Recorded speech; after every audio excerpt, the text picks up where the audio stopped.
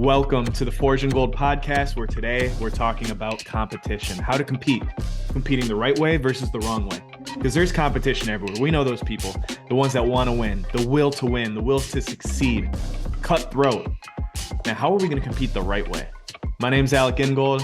I'm your host today, and I've competed a number of different ways, 1-versus-1 on teams. Let's break all that down. Let's figure out how to acknowledge where competition is, how to embrace it the right way, how to have a positive mindset on it, and ultimately how to win in the best way possible. Thanks for joining us today. Happy you're here. Let's dive into this episode, man. Let's go. That is Ingold, the fullback diving for the end zone. Touchdown.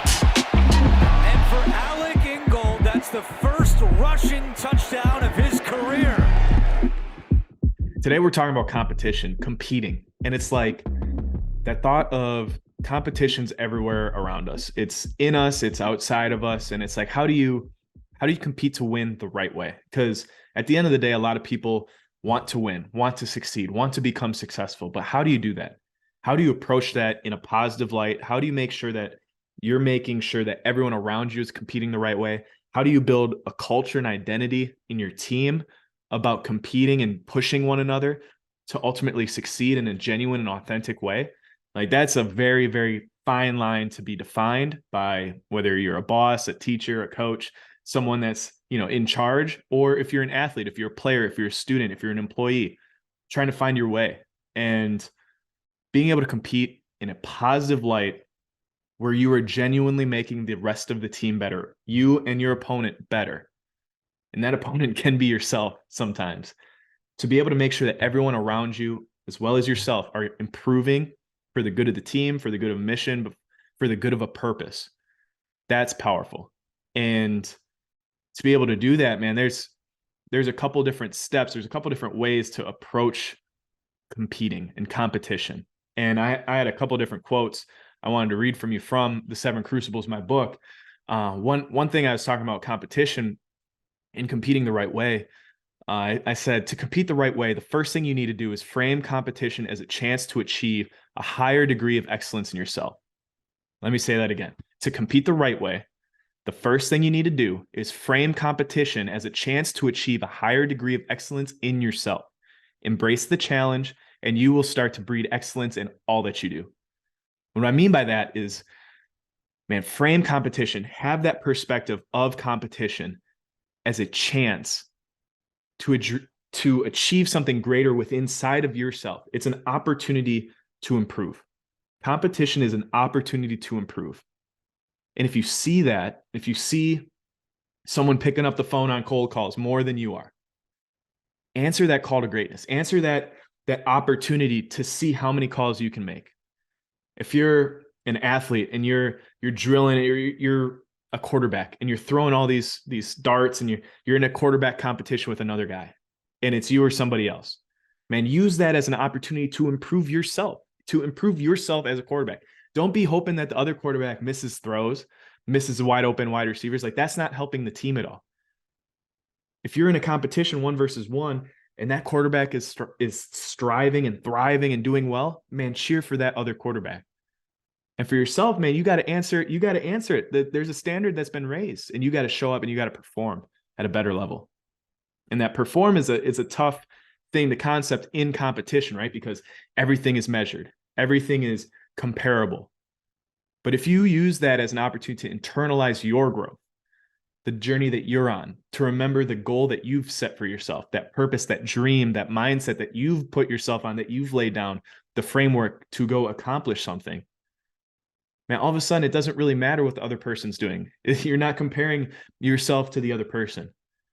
You're focused on your growth, your determination, your improvement. And you're using each other as a vehicle for the good of the team. That can be in business, that can be in school, in grades, that can be in tests, that can be in athletics. That's everywhere. You can compete on showing up to work at a certain time and trying to beat the person next to you. And it's not an indictment on, oh, they slept in, or, you're hoping that they get caught in traffic. No, it's like you're showing up, you're being accountable, you're doing all these little things to give yourself a chance to be better than you were yesterday. Now, I remember going to the Hampton Inn and Suites for months as a rookie, and Foster Morrow and I would compete to get into work at the same. We were roommates, and anytime he got into the building before I did, man, I felt like I needed to step my game up. I needed to go in on Sunday to get some rehab, to get some hot cold contrast going.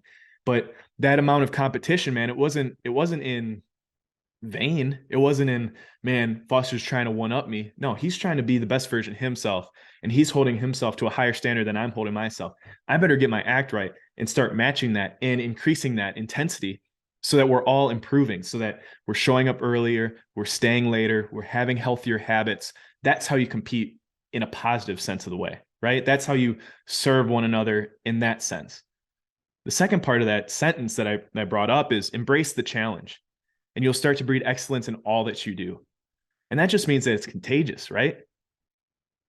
That thought process of competing to show up on time, that flows into the next part of your day. That flows into the first meeting. That flows into that first call. That flows into your first class. That flows into your lunch period. Whatever you're going through at that time, you're able to compete in a positive light so that that excellence, that challenge that you see, it turns into a game. It turns into fun. It turns into excitement. It turns into all of that, the energy that you need to constantly push your boundaries and push your edge, to find that edge and go past it, to chase that edge and go past it. And I feel like if you can flip your script, flip that perspective so that you see this competition as an opportunity to improve on yourself instead of comparing yourself to somebody else, man, you're going to be a tough person to beat. If you keep that consistent mindset, if you're able to say, okay, I'm going to compete this way for the good of the team, for the good of myself, and I'm going to try and be a better version of who I am today versus yesterday. And tomorrow I'm going to wake up and I'm going to try and be a better person tomorrow than I was today. Man, that is growth. That's a growth mindset right there. That might be the definition of growth mindset. Now, another sentence, another takeaway, another quote from this book, The Seven Crucibles: understand that you can control your preparation, not your performance. And that came from a running back coach, Kirby Wilson. He's an absolute stud and longtime coach in the NFL. He's coached Emmitt Smith. He's coached Adrian Peterson, Edgerrin James, like Hall of Famers down the list, right? And Josh Jacobs and I were lucky enough to head up into Oakland, and that was our running back coach. He was a big guy in preparing, and one of those thoughts and those processes, like, you're going to practice how you play so that when you play, it just feels like practice, right? That is the approach that you're going to have towards practice every single day. And that's going to be built up in OTAs. That's going to be built up in training camp. That's going to be built up throughout everything that you do. And that's how you're going to compete. You're going to compete by controlling your preparation and doing everything you possibly can in practice. You're going to compete in individual drills. You're going to compete in 7-on-7. You're going to compete in 9-on-7, inside run, blitz pickup, all of those things, so that when the lights are on and it's Monday Night Football, it doesn't feel any different because you've been competing, because you have a culture of competing, because you have a habit of competing in the right light. To put yourself in uncomfortable situations during practice, to stress your limits, to push your limits, to find it in practice so that you know yourself. You're accountable to yourself. You're accountable to your teammates. You're accountable to the people around you. As a rookie, as two rookies in the backfield, man, there's a lot of question marks on what blitz pickup might look like for a veteran quarterback and a veteran O-line, right? These guys really prepared? Are they studying the tape? Are they taking notes? Are they competing in every facet of their preparation so that when people's families are counting on you to be there, you're going to be there? And that's the approach that we had to take in the NFL as rookies. And that's something that Kirby Wilson taught us. And you can't control your performance, but you can control your preparation. So compete relentlessly at it. One of the very first moments I kind of understood or comprehended competing and going all in on something and putting yourself through those uncomfortable spots in a practice room was actually on a wrestling mat. I was growing up, my dad was an All-American wrestler. He's a high school wrestling coach, coached me and all my buddies all the way up through, from literally my first steps were on a wrestling mat at 4 years old to, high school. We're going in and we have a coaching staff there that's super talented, really good program that we built up. And it's going in my junior year. I have a couple Division I offers to go play football. NDSU is like the first one. And I kind of felt like I was I was doing something, right? Like I felt 17 years old, you're on top of the world, ranked really highly, never really losing in wrestling. And my coaching staff brought in this guy, Coach Kazik, Andy Kazik, and dude is a certified baller, like absolute stud, black belt Brazilian jiu-jitsu guy. He's winning Pan Am games, like unbelievable. In Brazilian Jiu-Jitsu, ex-national champion, or he won the national championship at Lawrence University in wrestling. And he comes in as a part of the staff a couple times a week. He's sacrificing time with his family. He's leaving work early to come basically work out with some of the heavier weight guys, like myself included. And he could absolutely, put the wood to anybody, right? Like he was like that. In my junior year, like I did not like feeling uncomfortable. I avoided him in every practice. I made sure to stay away.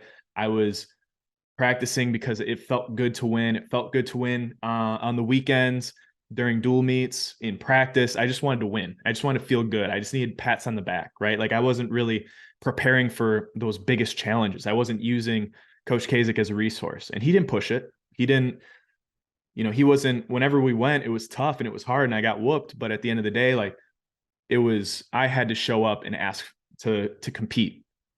And I remember going into the state tournament my junior year, highly ranked, ready to make a run and win the state tournament, win the whole thing.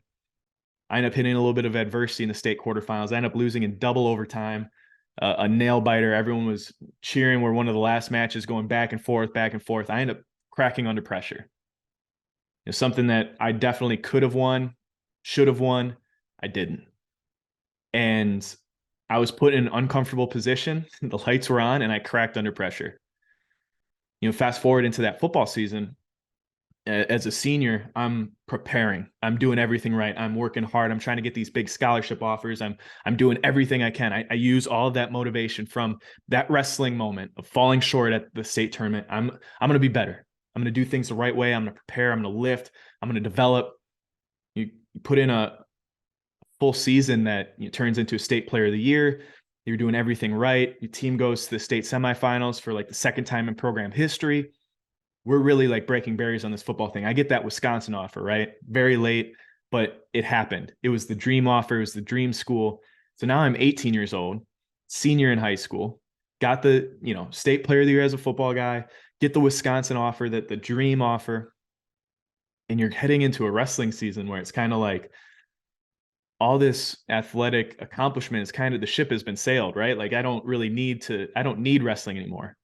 And there's whispers of, oh, do you continue to wrestle? Do you continue to compete? Do you still put yourself in uncomfortable situations, or are you protecting yourself from injury? Are you making sure that scholarship's still going to be there by the time you leave? Right. And those are thoughts I had to go through. And eventually I made the decision. I'm going to wrestle.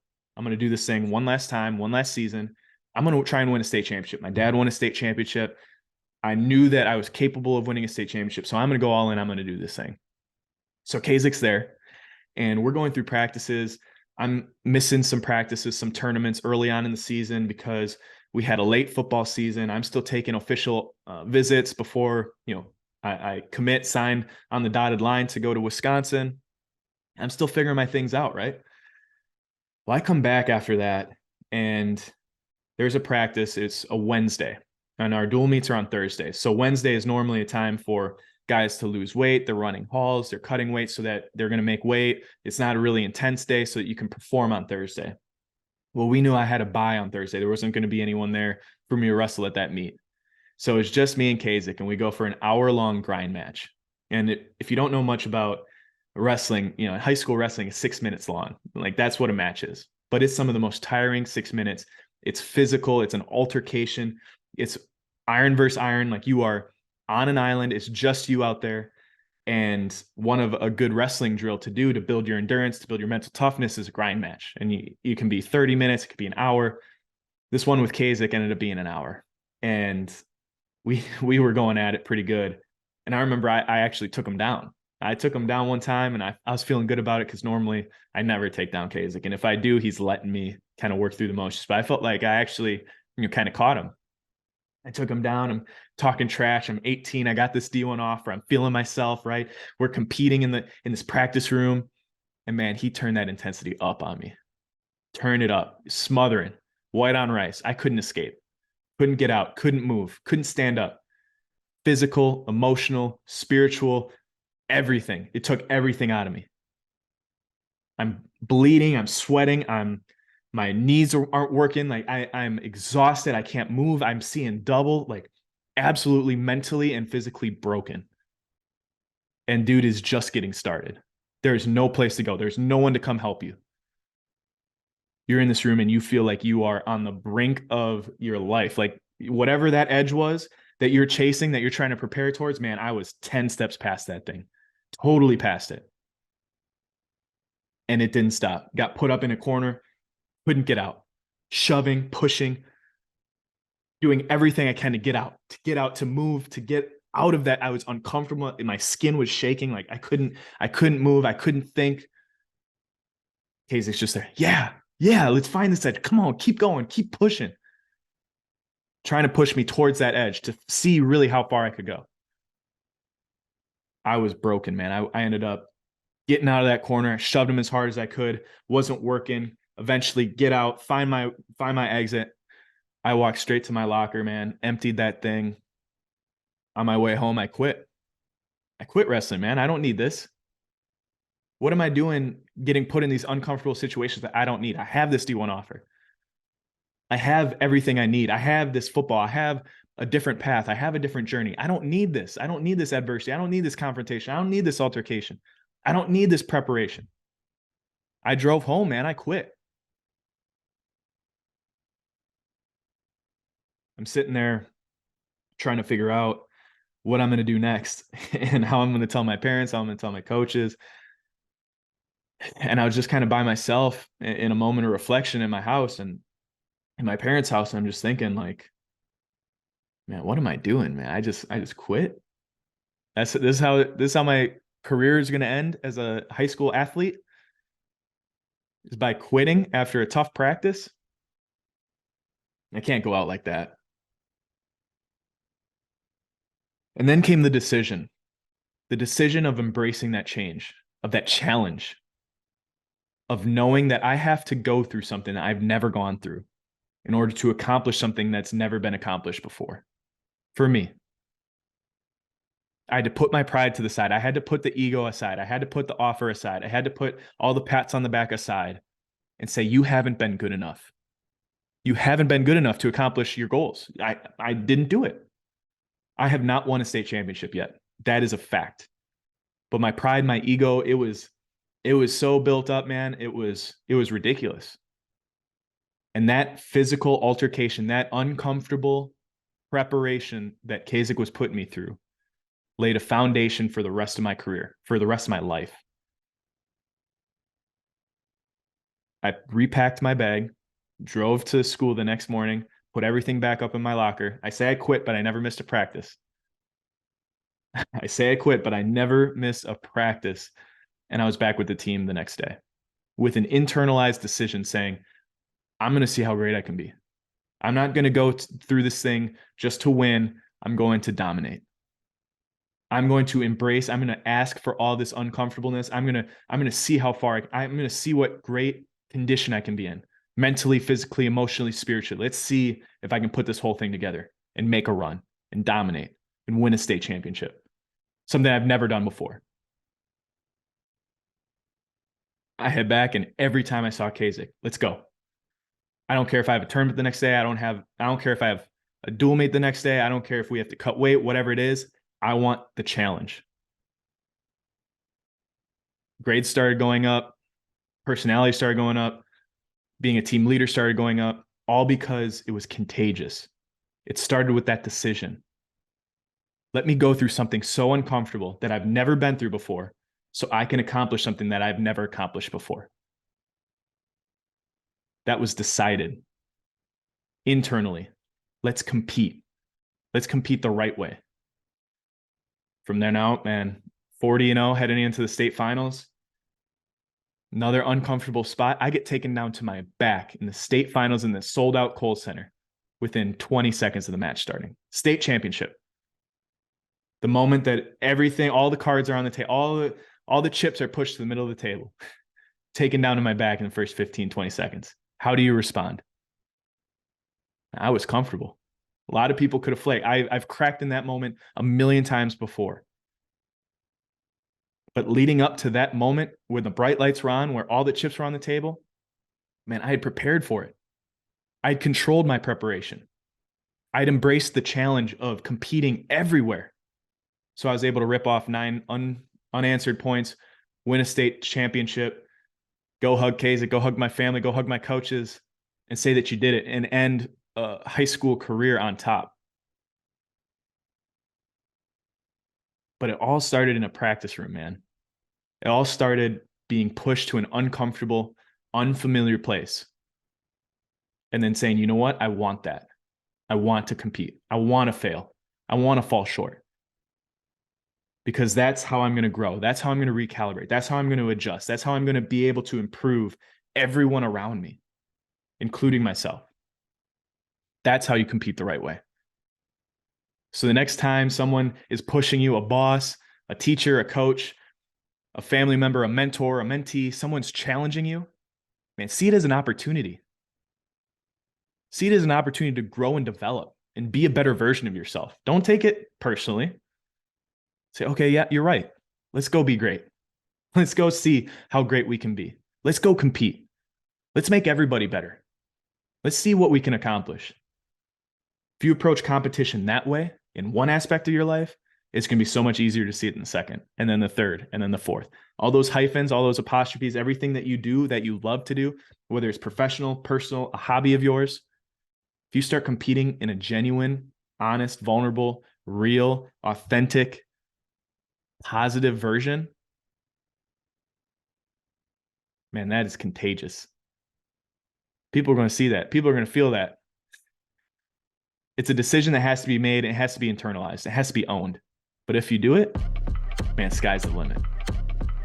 Appreciate you dialing in with me today. Appreciate you dialing in on competing the right way, competing in all facets of your life. To be able to find that little inch that you can grow, that inch outside the comfort zone. Let's see how many steps we can take outside of that comfort zone in the preparation phase. So when it's time to perform, when it's time to put on that presentation, when it's time to take the test, when it's time to compete for a state championship, for a national championship, for a world championship, will you be willing to prepare the whole time so that that performance feels exactly like your preparation, like you've been through it a million times before? Let's go be great, man. Let's go be great together. Make that decision consciously, intentionally, mindfully. Go attack it, man. Let's go be great.